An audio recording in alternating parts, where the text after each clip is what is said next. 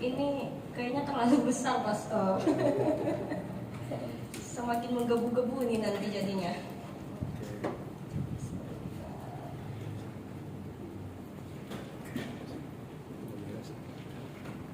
Ya.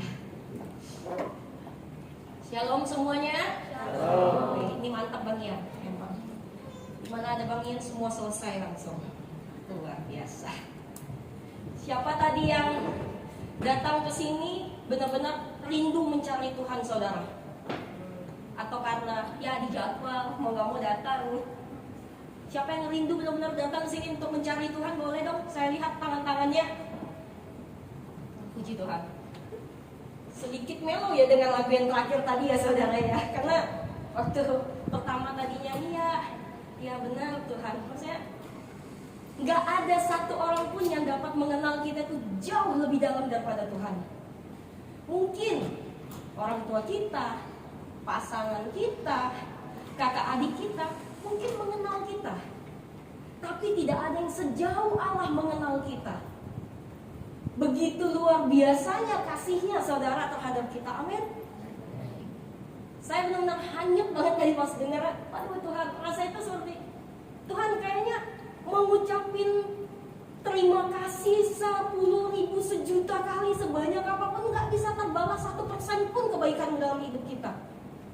Mau aku mengabdi sampai akhir hidupku pun itu tidak bisa terbalas Tuhan, 1% saja nggak bisa. Karena memang nggak ada yang bisa kita balas. Yang bisa kita lakukan itu adalah apa? Hanya menunjukkan bahwa benar Tuhan, Kaulah juru selamatku.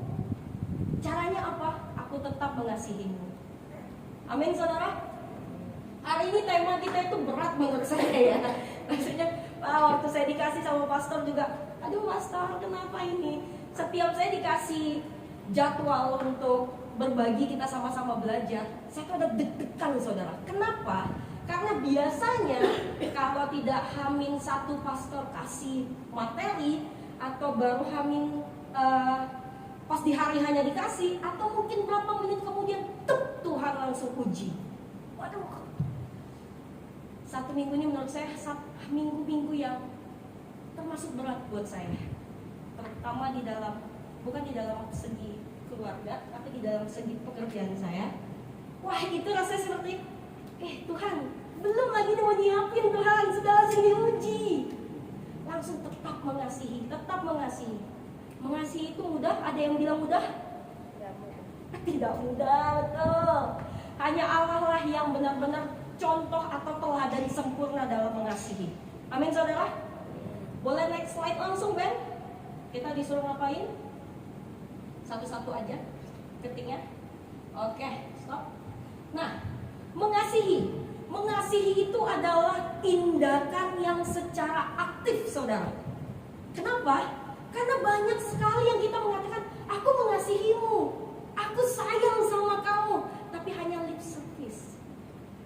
Hanya di kata-katanya saja, tidak ada tindakan sama sekali. Di mana ketahuan tindakannya itu saudara? Di saat kita itu punya relasi sama orang itu.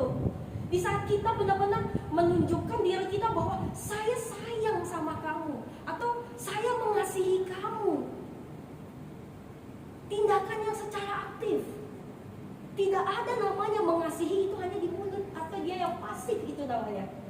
Tapi memang yang aktif.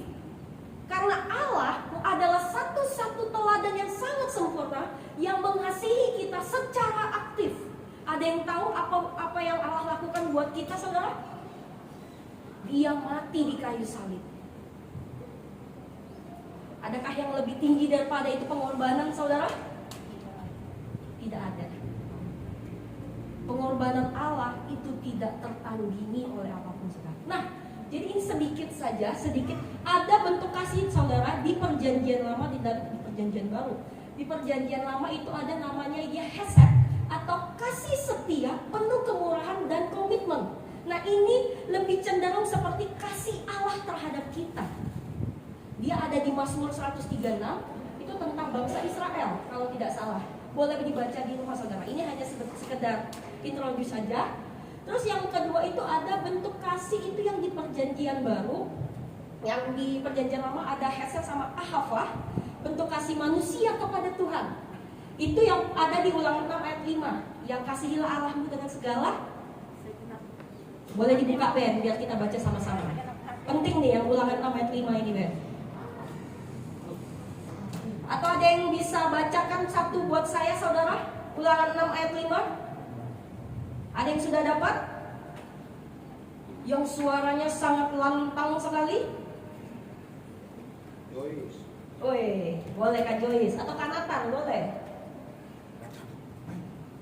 Gak apa-apa Kak Nathan. Ulangan 6 ayat 5.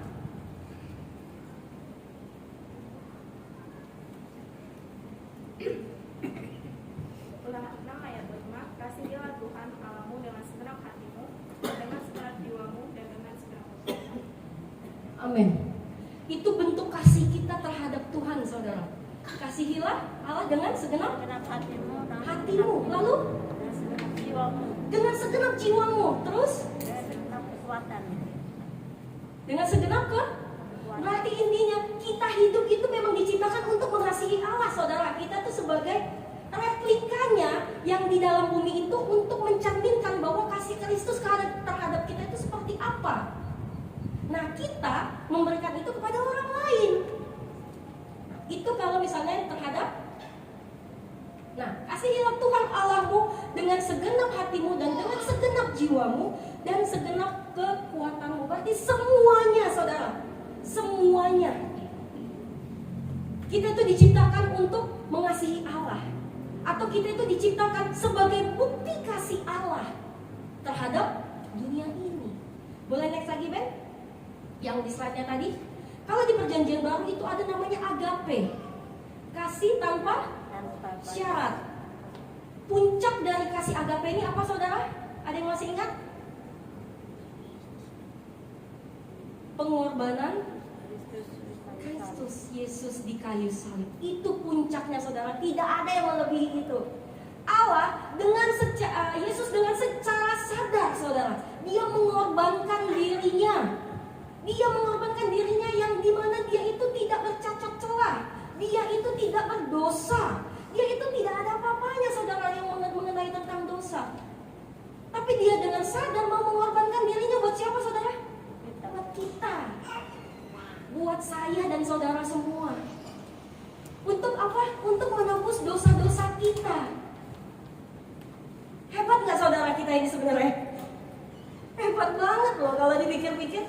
Wah, siapa ya kita ini? Bisa sampai yang menciptakan dunia ini, dia mati di kayu salib buat kita. Sedangkan yang kita lakukan apa hari ini? Kalau berdosa mah nanti Tuhan ampuni kok.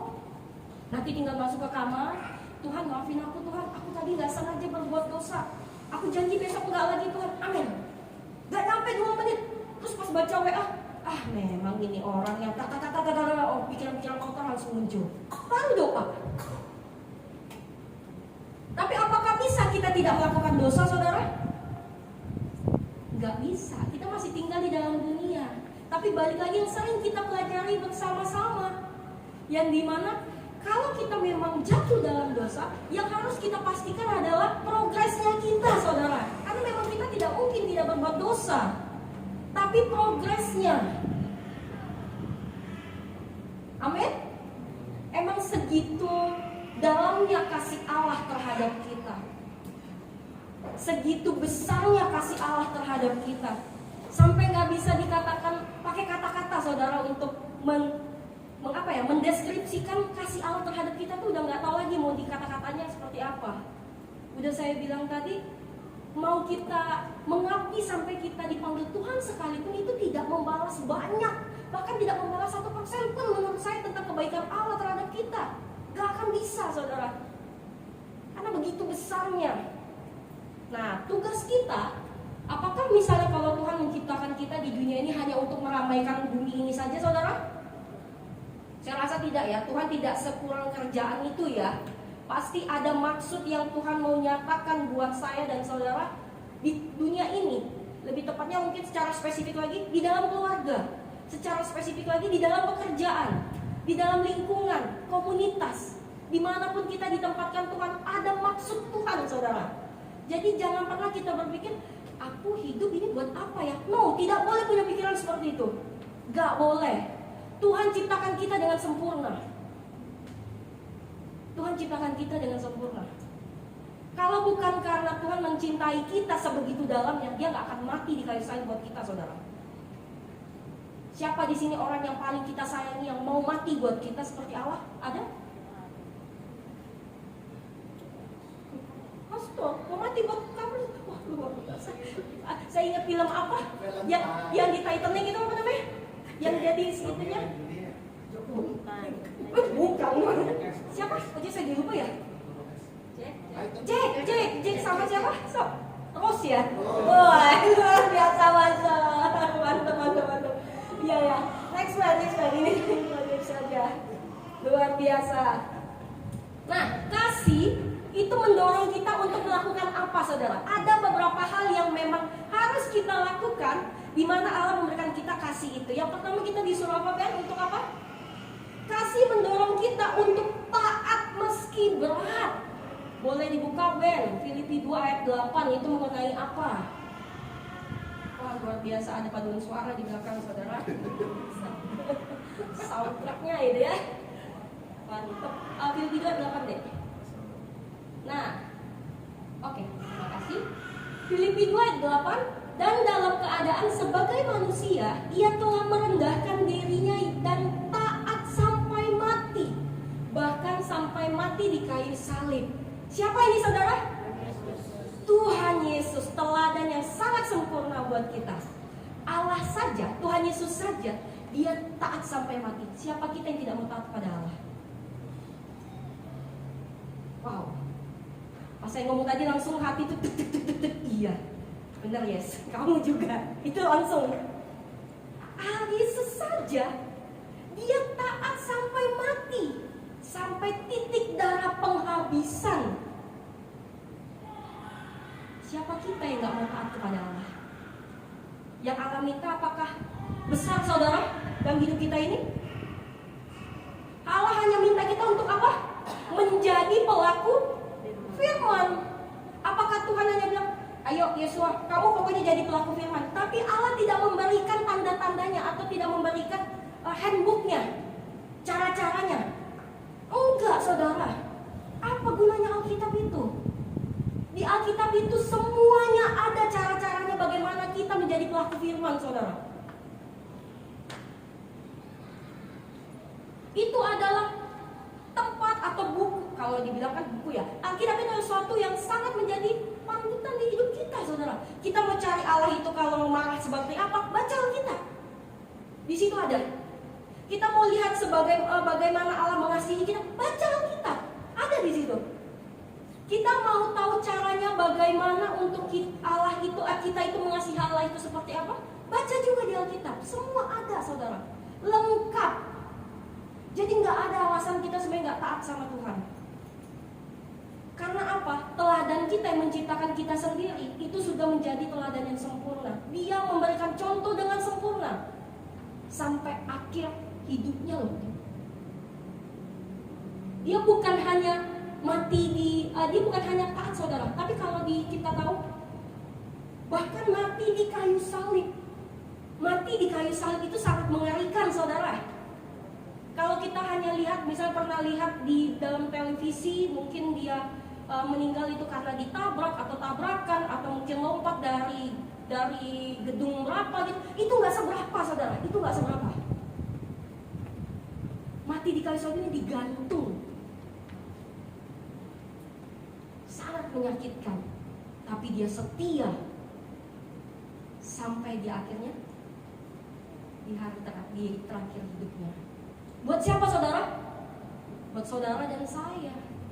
Jadi kalau sekarang masih bertanya saya hidup buat apa, yuk kita sama-sama bertobat. Jangan pernah ada lagi kata-kata seperti itu yang muncul dalam pikiran kita. Buat apa ya saya hidup ya?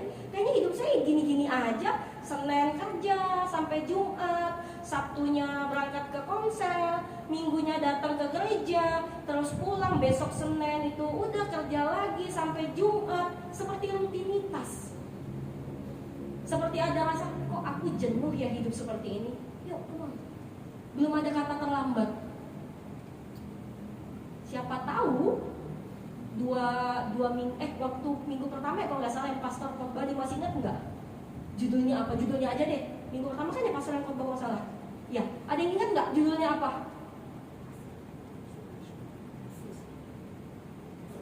Betul. Kasih mula-mula toh? Yang pastor pernah khotbah waktu itu? Siapa tahu itu kita kasih mula-mula kita itu udah mulai redup, saudara. Kita bisa cek hidup kita. Kita bisa lihat. Jadi nggak ada kata terlambat dan tidak ada kata untuk Tuhan aku sepertinya nggak mau berubah deh karena udah terlalu lama, aku udah terlalu tua, aku udah terlalu nggak masih muda nanti aja kalau nggak Tuhan nanti dibilang orang aku kalau terlalu mengikut Tuhan tuh rasanya kok suci banget, nggak cocok deh jadi anak muda yang seperti itu, nggak masuk di generasi kita. It's okay teman-teman kalau digituin. Jangan berpikir hanya untuk 1, 2, 3, 4 jangka 3 tahun, tapi berpikir untuk sampai saat akhirnya nanti. Kalau kita nggak ngikut Kristus dalam kehidupan kita, akhirnya kita menjadi apa, saudara? Menjadi apa? Harta yang kita punya itu hanya sementara. Gelar yang kita punya pun hanya sementara. Tuhan bisa dengan ngeflip gitu aja membalikan supaya hancur, hilang. Tapi kasih Allah terhadap kita itu selamanya buat kita, saudara. Itu yang harus kita kejar. Amin. Lalu apa, Ben? Kita disuruh taat sampai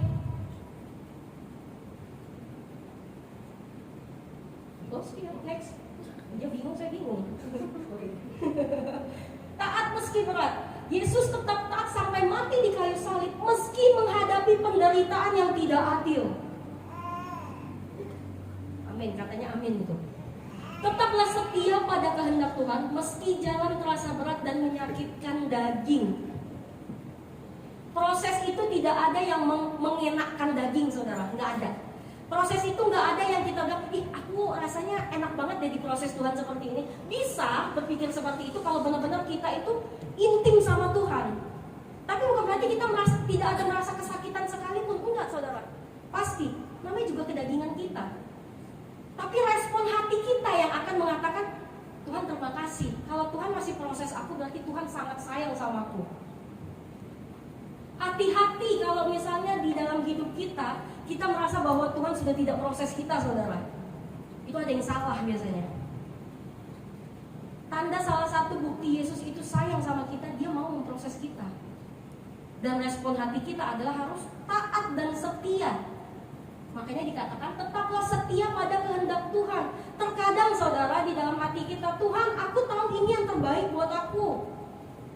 Yang A ini adalah hal yang terbaik buat aku, Tuhan. Aku sudah ikutin itu, aku udah pelajarin itu dari 2-3 tahun yang lalu. Pasti yang ini Tuhan yang terbaik. Tapi Tuhan bilang bukan. Yang terbaik itu yang B. Tapi kok Tuhan seperti tidak memberikan cahaya kalau dibilang untuk menyatakan bahwa si B ini yang terbaik. Makanya ada yang dikatakan waktu Tuhan itu adalah waktu yang terbaik. Nama anaknya Bang Ian tuh, yang cowok. Waktu Tuhan itu adalah waktu yang terbaik. Banyak sering kali misalnya kita sudah berdoa, Tuhan aku udah berdoa selama 10 tahun, tapi jawabannya sepertinya gak ada. Tuhan aku udah berdoa, udah menunggu ini sampai 15 tahun, tapi kok kayaknya Tuhan diam aja. Saudara, kalau Tuhan diam aja, kita gak bisa hidup sampai detik ini. Karena Tuhan terus bekerja di dalam hidup kita, makanya kita masih ada sampai sekarang. Kalau bukan karena Tuhan yang bekerja dalam kehidupan kita, kita gak akan bisa hidup, saudara. Mau kita bilang kita rajin olahraga kek, mau kita bilang kita jaga makanan kita kek, kita rajin check up, kita rajin apa semuanya, kalau bukan karena Tuhan mau kita sekarang masih hidup, gak bakal bisa, saudara. Karena dia sangat mencintai kita, balik lagi, dia sangat mengasihi kita, saudara. Allah itu mengasihi kita sebelum kita benar-benar memilih dia. Allah yang pilih kita yang pertama, saudara. Begitu besar kasih cintanya terhadap kita. Terus apa respon hati kita selama ini? Apakah respon hati kita di tahap yang, ya kan memang sudah tugasnya Allah dong untuk menyelamatkan kita, ya namanya dia Allah. Ada yang bisa berpikir seperti itu saudara, wow, hebat kalau ada yang bisa berpikir seperti itu. Siapa kita bisa berkata seperti itu? Karena dia Tuhan, jadi itu tugasnya Tuhan. Berarti kalau misalnya Tuhan mau, ya udah kamu kembali aja, itu kan tugasnya Tuhan kan, suka-suka dia. Mau dia ngambilnya kapan, kita nggak bisa ngomong apa-apa toh. Nggak bisa saudara. Respon hati kita, sikap hati kita, itu menjadi penentu bagaimana hubungan kita terhadap Tuhan untuk sehari-harinya. Apakah kita intim terhadap Tuhan? Itu terlihat dari setiap respon kita. Cara kita bicara, cara kita melihat, cara kita bertingkah laku, itu semua dari respon kita. Terlihatnya bagaimana hubungan kita sama Tuhan. Lalu setelah itu diapain lagi, Ben? Kasih itu untuk mendorong apa?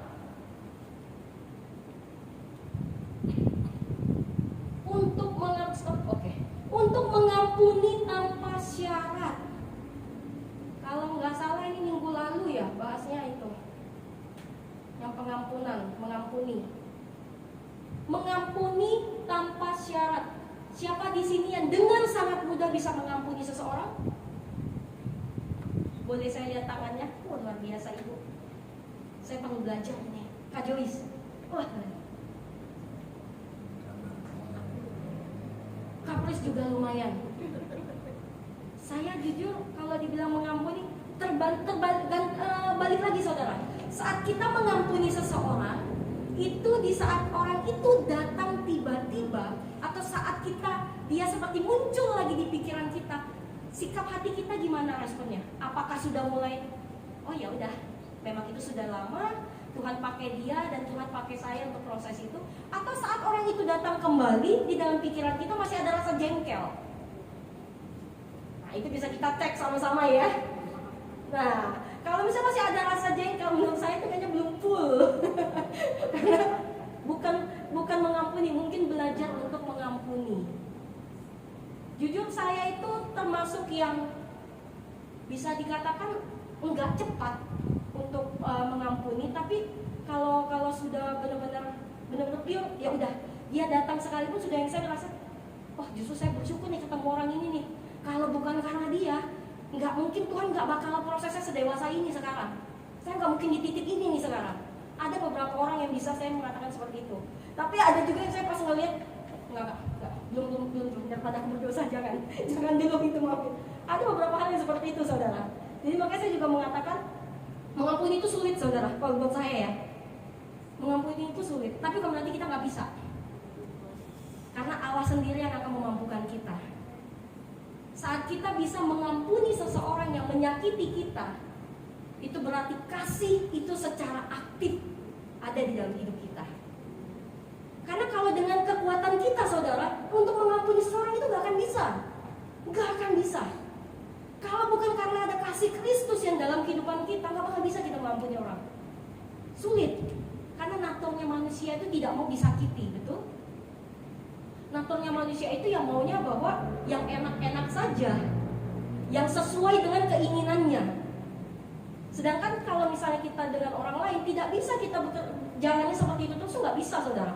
Pasti akan ada bentrok, pasti akan ada selisih paham, pasti ada hal yang membuat kita akhirnya, loh kok dia seperti itu ya ternyata, kok dia begini sepertinya.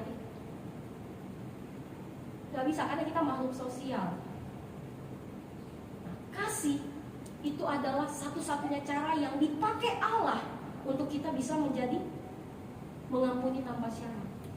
Pengampunan itu bukan membebaskan orang yang diampuni saudara, terlebih juga yang mengampuni.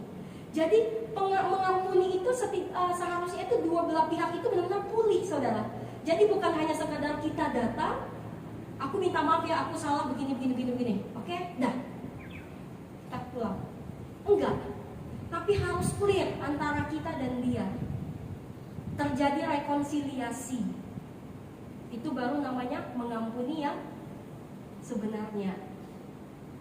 Allah berapa kali sudah mengampuni dalam kehidupan kita saudara? Bisa terhitung?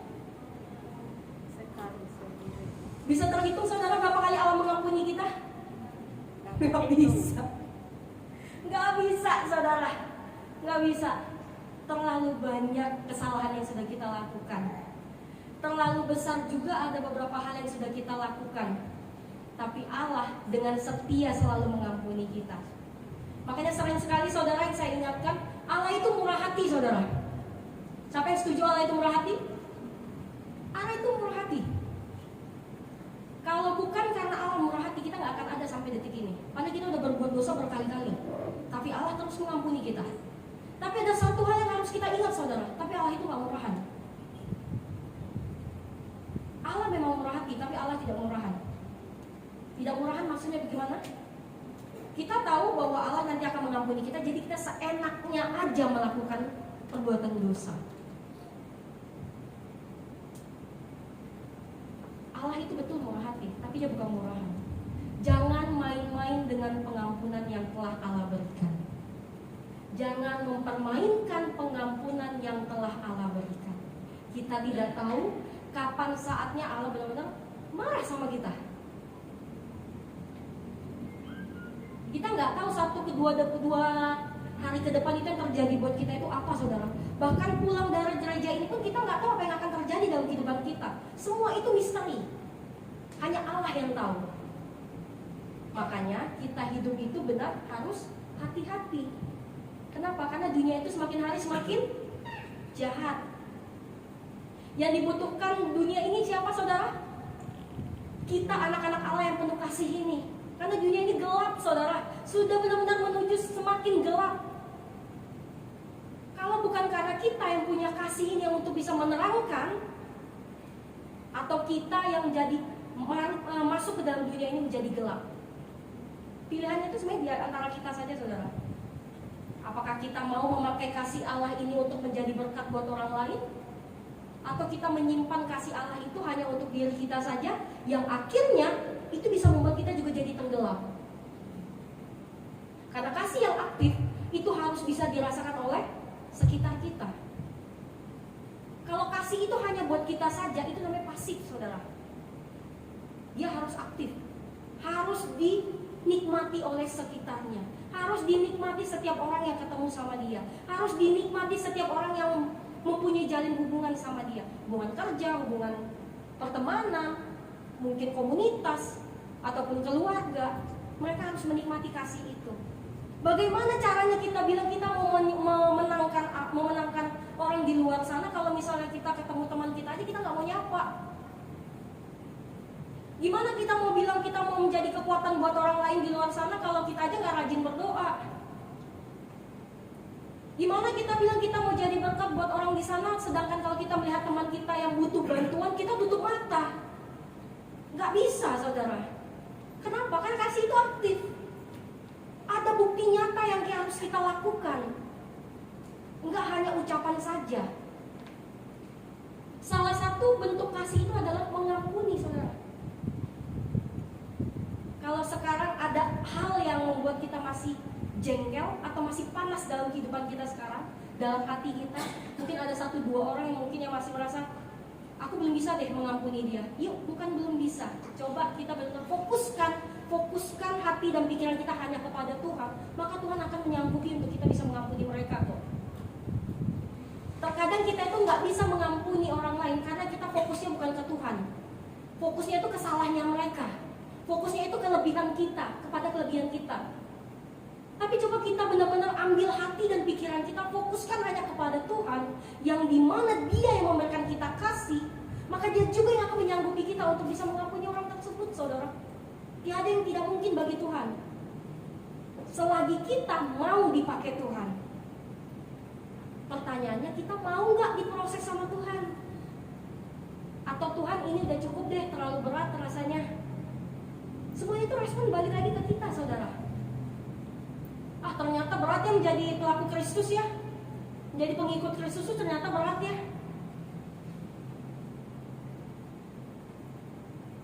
Mungkin berat, tapi ada juga sebagian yang bilang enggak, aku menikmati itu kok.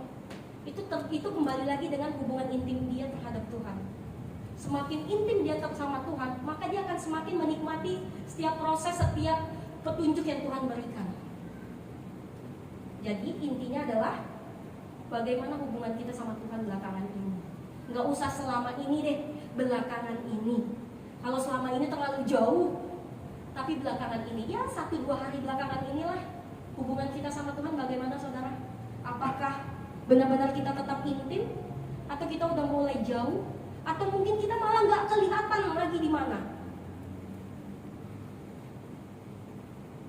Hubungan intim dengan Tuhan itu tuh seperti nafas buat kehidupan kita saudara. Seperti detak jantungnya kita. Nggak bisa, kita tuh harus punya pemikiran, kita tuh nggak bisa hidup kalau bukan karena Tuhan saudara. Kita tuh nggak bisa hidup kalau bukan karena kasihnya Tuhan terhadap kita. Itu tuh harus selalu ada di dalam pikiran kita setiap detik, setiap menit, setiap jam, setiap hari, setiap bulan, setiap tahun. Selamanya itu harus ada pikiran itu dalam hati kita.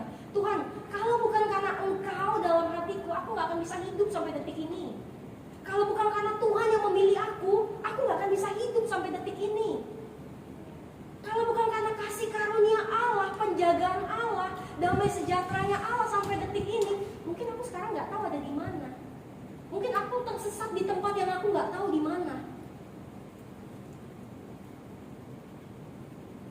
Seringkali kita merasa bahwa ya Tuhan kan tahu ya kita capek menjalani kehidupan ini. Kita mungkin ada yang bisa bilang seperti itu. Tuhan, hidup ini semakin berat loh. Semakin perekonomian semakin susah. Terus banyak hal-hal yang terjadi di Indonesia, terlebihnya yang di luar kemampuan kita. Banyak hal yang kita baru dengar. Itu membuat kita seperti masa Tuhan berat banget loh hidup ini. Tuhan mengertilah kenapa kalau misalnya hubungan aku dengan Engkau tuh agak sedikit renggang. Maksudnya apa? Jadi jarang berdoa. Karena terlalu capek pulang kerja, udah terlalu malam, gak kuat lagi mau melek mata, mau doa untuk tidur aja udah gak sanggup lagi Tuhan. Karena besok aku jam 5 udah harus jalan lagi. Tuhan ada pernah kasih pengecualian gak untuk memberikan kita nafas hidup saudara? Tuhan pernah lupa gak kasih nafas kehidupannya ke kita semenit aja? Gak pernah loh. Sebandel apapun kita, Tuhan tuh gak pernah lupa loh kasih nafas kehidupannya ke kita. Tetap dikasih kok. Masa iya kita waktu dalam 24 jam gak bisa untuk doa doang? Masa dalam waktu 24 jam itu kita gak bisa nyenangin hati Tuhan? Kenapa terlalu banyak kita sibuk untuk menyenangkan hati orang lain? Sedangkan kalau kita menyenangkan hati Tuhan terlebih dahulu, itu sudah pasti kita menyenangkan sekeliling kita saudara. Karena itu ngefek langsung. Mari ubah fokus kita. Fokus kita belakangan ini seperti apa? Itu menentukan hubungan intim kita terhadap Tuhan itu seperti apa. Terus kita disuruh ngapain Ben kalau sudah mau ngampuni? Oke, stop dulu. Yang tadi. Oke. Belajarlah menyerahkan luka kepada Tuhan. Jangan biarkan kepahitan merampas damai sejahtera. Karena kasih Allah itu tanpa batas dan tidak menunggu orang lain berubah terlebih dahulu, saudara. Artinya apa? Kasih itu aktif. Seringkali yang membuat kita itu menjadi kehilangan damai sejahtera karena kepahitan dari diri kita sendiri. Jadi damai sejahtera itu hilang, kita yang buat.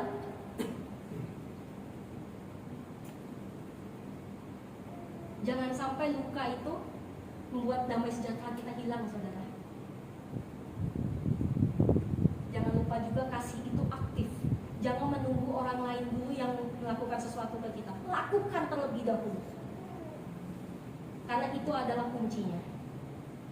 Nggak bisa kita mempunyai pemikiran kalau memang Tuhan mau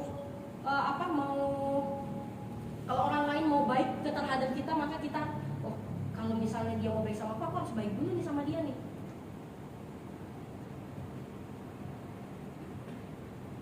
Kasih itu aktif, saudara.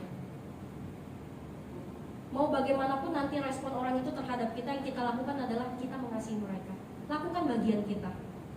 Tuhan telah melakukan bagiannya dengan sempurna. Bagian kita sekarang melakukan apa yang tugas kita. Amin, saudara. Kalau dibilang itu berat, ya semua berat. Tapi bukan berarti nggak bisa. Tuhan yang memberikan kekuatan buat kita. Kita nggak bisa menjalani semuanya itu sendiri. Kalau bukan hanya karena Tuhan yang pegang tangan kita nggak akan bisa, saudara. Semua kekuatan itu berasal dari Tuhan. Jadi pastikan kita meminta kekuatan itu pun kepada Tuhan. Amin. Terus yang ketiga kita disuruh ngapain, Ben?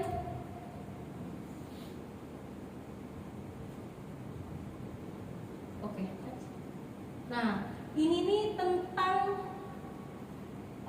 masih ada yang ingat coba dibuka deh, Ben, Lukas 23 mengenai Yesus yang disalibkan, yang penjahat yang di sebelahnya. Ada yang masih ingat cerita itu, saudara? Lukas 23 ayat 33. 23 betul? Ya, sampai 43. Perikopnya ada kan ya, Ben? Nggak ada ya? Nggak ada perikop. Oke. Boleh kita baca sama-sama ya, bergantian ya. Yang Yesus disalibkan itu. Iya, Yesus disalib, harusnya dengan kopi. Oke. Lukas 23:33 kita bergantian yang membacanya, saudara. Saya yang ganjil, saudara yang genap. Lukas 23:33. Ketika mereka sampai di tempat yang bernama Tengkorak, mereka menyalibkan Yesus di situ dan juga kedua orang penjahat itu, yang seorang di sebelah kanannya dan yang lain di sebelah kirinya.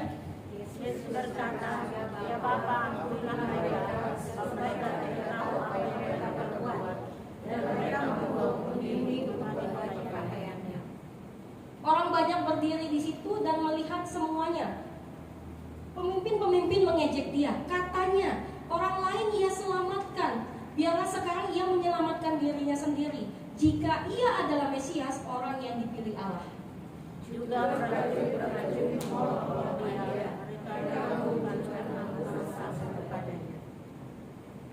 Dan berkata, jika engkau adalah raja orang Yahudi, selamatkanlah dirimu. Ada juga tertulis di atas kepalanya, "Inilah raja orang Yahudi." Seorang dari penjahat yang digantung itu menghujat dia. Katanya, bukankah engkau adalah Kristus? Selamatkanlah dirimu dan kami. Tapi Yesus orang membela dia, katanya, "Tidaklah aku juga tidak kepada Allah, sedang menerima hukuman yang sama." Kita memang selayaknya dihukum, sebab kita menerima balasan yang setimpal dengan perbuatan kita.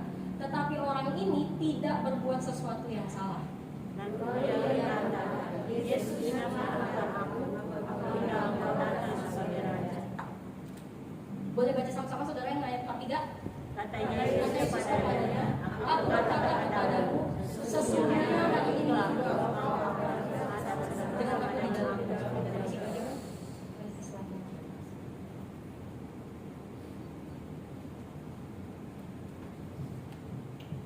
Yesus menjanjikan keselamatan kepada penjahat yang bertobat, saudara.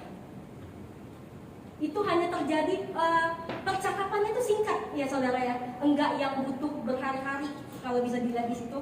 Singkat, cuma jawab, tanya-tanya, jawab. Tapi Allah menjanjikan keselamatan kepada yang dia bertobat tadi di ayat 43 tadi. Di tengah penderitaan, Yesus tetap membuka pintu keselamatan. Kasih sejati tetap menghasilkan berkat, bahkan di paling gelap sekalipun. Kasih juga bisa menyatakan berkat. Agak aneh nggak, saudara, kalau didengarnya? Gimana caranya kasih itu bisa menyatakan berkat, saudara? Kira-kira bagaimana? Ada yang tahu? 1-2 kata? Ketika kita disakiti pun tetap kita menyatakan berkat kepada orang yang berhak menerimanya. Bagaimana, Bu? Ketika kita disakitin pun kita tetap menyatakan berkat kepada mereka yang berhak menerimanya. Tadi Kak Prista juga bilang tadi, Kasih tidak mementingkan diri sendiri. kasih tidak mementingkan sendiri. Kasih menyatakan berkat. Siapa kasih itu, saudara? Allah itu adalah kasih, betul? Yang memberikan kita berkat siapa, saudara? Allah itu sendiri. Maka secara tidak langsung kita pun bisa menyatakan berkat bagi orang lain dengan tindakan-tindakan yang sesuai dengan firman. Banyak, saudara. Seperti tadi contohnya Kak Presta bilang, bisa. Kasih itu tidak mementingkan diri sendiri, tidak egois, bisa dikatakan. Kasih itu di saat kita disakiti, kita tetap mengasihi mereka. Itu lebih sulit lagi. Itu udah step di atasnya lagi. Ada juga kasih yang dimana mereka mau seperti apapun, mau dibalas ataupun tidak, kita tetap mengasihi mereka. Di saat ada seseorang yang menyakiti kita, tetapi kita malah membalasnya dengan kasih, secara tidak langsung itu kita sedang membagikan berkat bagi mereka, saudara. Secara tidak langsung, mungkin tidak terlihat, tapi secara tidak langsung kita memberkati mereka. Karena apa? Kita menunjukkan apa yang menjadi sifatnya Allah saat itu. Kita menunjukkan bagaimana cara kerja kasihnya Allah terhadap kita. Kita menyatakan apa yang Allah memang benar-benar hidupi di dalam kehidupan kita. Mengasihi orang lain yang menyakiti kita itu sulit nggak, saudara? Sulit. Sangat sulit. Sering kok dari saya pribadi juga sulit. Itu sangat sulit, saudara, untuk tetap mengasihi mereka, ya apalagi yang dimana kita tahu yang salah itu pihak situ, pihak mereka, bukan kita. Tapi tetap kita dituntut untuk mengasihi mereka, walaupun salahnya itu salah mereka. Kenapa? Karena kasih itu aktif. Nggak harus tunggu mereka berubah dulu baru kita mengasihi mereka. Tidak. Justru mereka bisa berubah dengan kasihnya kita terhadap mereka. Sering banget kan, dia memang kayaknya nggak usah ini deh, nggak usah dikasih kesempatan lah. Emang gak bisa berubah kok orangnya. Siapa kita bisa ngejudge orang seperti itu, saudara? Allah aja kasih kita kesempatan sampai nggak tahu berapa, kan banyak ya. Masa ya kita yang manusia ciptaannya bisa mengatakan ciptaannya Allah juga bahwa dia nggak bisa dikasih kesempatan? Siapa kita, saudara? Terus saat kita menyatakan seperti itu, dia rajin konser, rajin pelayanan, terus mengatakan bahwa aku mencintai Allah sepenuhnya. Seperti tidak selaras ya, saudara. Gak relevan jadinya. Dia gak mau kasih kesempatan buat orang lain bisa berubah, tapi dia mengatakan dia mencintai Allah seumur hidupnya, sepenuh hatinya. Gak cocok, saudara.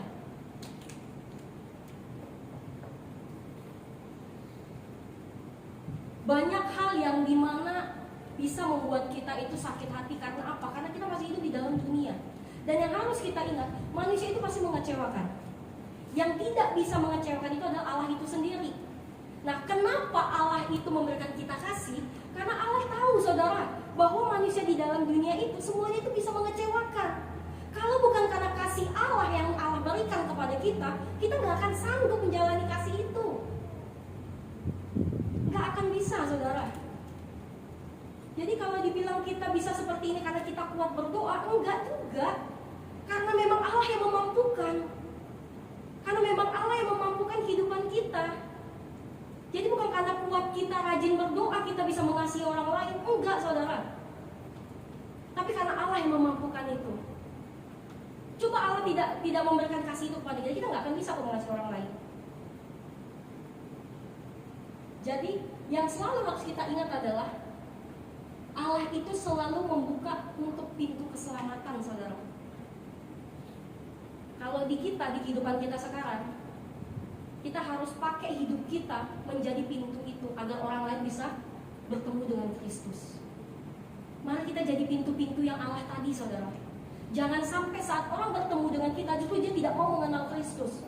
Jangan sampai saat orang lain mau ketemu kita, enggak, dia aja nggak sesuai kok dengan omongannya. Jangan sampai setiap orang ketemu kita malah, masa sih dia benar-benar pengikut Kristus, tapi di pekerjaannya nggak seperti itu.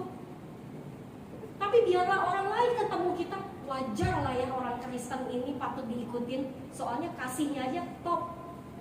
Saya udah berkali-kali loh melihat dia disakiti oleh si A, kok dia tetap baik ya ke si A, dan itu konsisten loh. Itu cara-cara yang akhirnya Tuhan benar-benar kita harus belajar deh. Harus belajar dengan orang itu.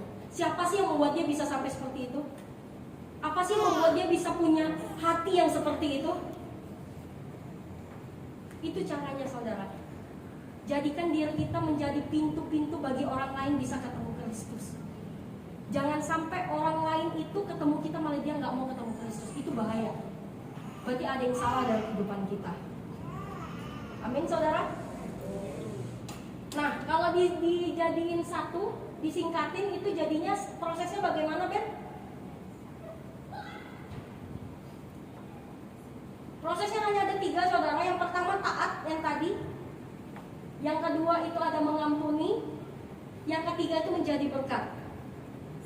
Taat, mengampuni, menjadi berkat. Kita nggak akan bisa menjadi berkat kalau kita nggak punya step taat dan mengampuni. Kita nggak bakal bisa mengampuni kalau kita nggak taat dulu. Cara kita untuk bisa taat seperti apa? Punya hubungan intim sama Allah. Nggak ada cara yang lain. Bangun hubungan terhadap Allah. Benar-benar kita harus mengikis keegoisan kita tadi. Kalau dia bilang, aku capek 1 hari ini sampai nggak bisa untuk berdoa. Ayo kurangin aktivitasnya agar kita bisa tetap mempunyai waktu untuk berdoa kepada Tuhan. Difilter lagi. Mana aktivitas yang nggak terlalu penting. Nggak mungkin 24 jam itu penting semua istilahnya saudara. Pasti ada lah momen yang dimana ini bisa kok sebenarnya dikurangin. Ini bisa kok diganti ke besok. Atau mungkin porsi durasi jamnya dikurangin. Biar kita masih tetap ada waktu untuk punya hubungan sama Allah. 24 jam loh saudara, itu banyak sekali. Bisa seharusnya. Bukan seharusnya, memang harus bisa. Harus bisa punya waktu untuk kita benar-benar datang bangun hubungan sama Tuhan. Jangan bangun hubungannya hanya di hari Minggu saudara. Jangan hanya membangun hubungannya di saat mau ke gereja aja, tapi di dalam kehidupan sehari-hari juga. Di dalam kehidupan kita untuk setiap harinya, sebelum bangun tidur, setelah bangun tidur, utamakan untuk berdoa dulu. Setelah kita mau tidur, kita juga harus utamakan berdoa dulu. Mengucap syukurlah. Bukankah Tuhan udah jaga kita 1 harian, kita nggak say thank you gitu loh saudara. Gimana rasanya mau tidur kayak gitu? Kayak nggak enak di hati. Tuhan udah jaga kita dari pagi dengan segala hal yang kita temui di luar sana, dan kita masih tetap sehat, selamat. Masa ya kita nggak mau say thank you sebelum kita tidur? Itu hal simple kok. Setelah kita bangun, masa kita nggak mau minta pertolongan Tuhan untuk kita bisa menjalani 1 hari ini? Emang kita sekuat apa sih saudara? Kalau bukan karena kekuatan dari Tuhan. Yuk bangun hubungan intim. Yang pertama doa dulu deh. Kita mau doa dulu, baca firman. Itu udah paling penting saudara. Setelah itu baru kita bisa di proses yang ketiga untuk menjadi berkat ya. Jadi berkat dimanapun. Setelah kita bisa menjadi berkat, hasilnya kita bakal apa Ben?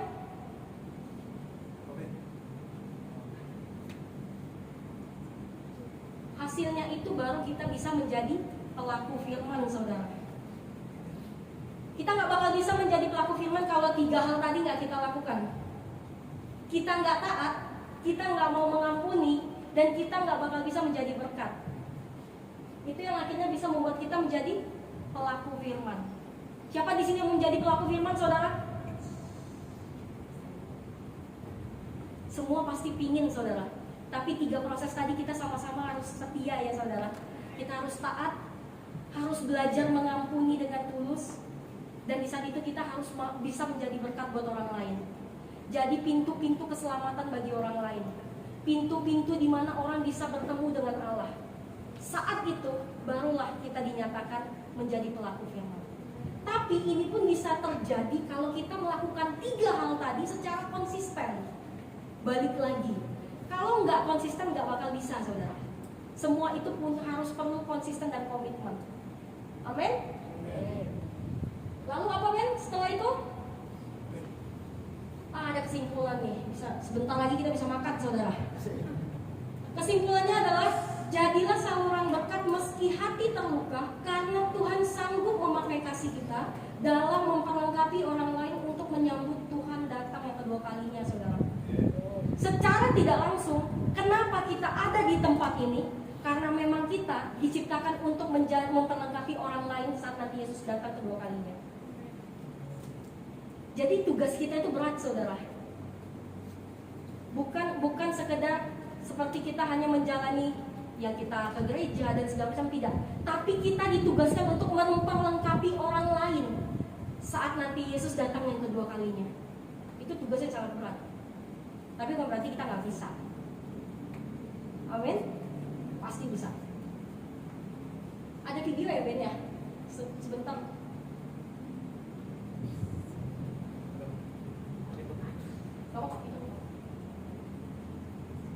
Nonton sebentar ya saudara.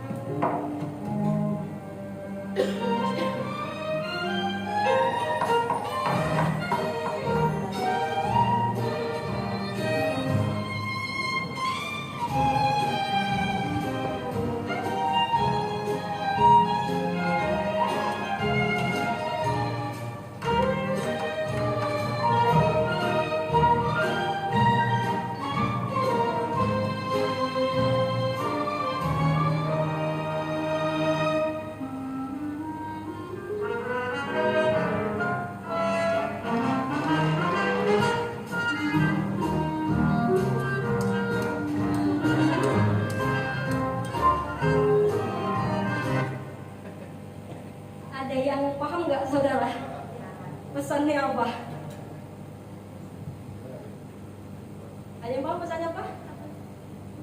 Apa bang? 1-2 kata bang. Lucu. Anak muda tadi saudara, dia itu nggak mau mengeluarkan tangannya. Setiap lihat apa yang di depannya dia cuek aja. Tadi harusnya lift bisa dia buka dong untuk pegang. Harusnya dia bisa dong bantuin untuk ambil balonnya. Harusnya dia bisa dong hanya untuk menandatangani volunteer saja. Tapi dia tetap masukin tangan. Seperti seakan nggak ada apa-apa di depannya. Tapi saat satu tangan menyentuh, mau itu pun masih dimasukin saudara. Tapi pas tiba-tiba benar-benar itu mobil sudah mulai dekat, mau nggak mau apa yang dilakukan? Dia harus ngeluarin tangan untuk bilang stop. Kalau nggak ditabrak mereka. Tapi ada pesan yang sangat penting saudara. Itu justru membekas saat dia pulang. Oh iya ya, harusnya tadi waktu di lift itu aku bisa bukain. Oh harusnya waktu anak kecil tadi balonnya itu terbang bisa aku ambil. Apa sih sekedar hanya nanda tanganin volunteer aja? Oh iya, tangan itu juga bisa dipakai untuk bermain sama anaknya. Ya saudara, sudah seberapa banyak kebaikan yang sudah kita lakukan menggunakan tangan kita saudara. Itu cara dimana kita juga menyatakan kasihnya Allah buat orang lain. Dan hal penting saja, kita tuh banyak melakukan sesuatu dengan tangan, betul? Jadi pergunakanlah tangan kita untuk memuliakan Allah. Main drum betul, ya Pak. Yuk mari kita berdoa. Bapa kami yang di surga, terima kasih Tuhan untuk penyertaan-Mu yang sangat sempurna Tuhan dalam kehidupan kami. Jika tadi kami juga sudah belajar sedikit firman-Mu Tuhan, terima kasih biarlah Tuhan setiap firman yang ada itu bisa menjadi pegangan kami Tuhan dalam kehidupan kami untuk kedepannya. Ajari kami Tuhan untuk mempunyai kasih yang aktif, yang menjadi jawaban Tuhan di luar sana, yang bisa memberikan kasih Allah Tuhan Yesus bagi mereka Tuhan yang membutuhkan. Biarlah Tuhan juga yang memampukan kami, karena kami tahu Tuhan tanpa Engkau kami tidak bisa melakukan apapun. Terima kasih Tuhan Yesus. Sebentar kami akan menyelesaikan ibadah kami. Biarlah Tuhan Roh Kudus yang selalu menyertai kami dari awal pertengahan hingga akhir. Di dalam nama Yesus. Amin.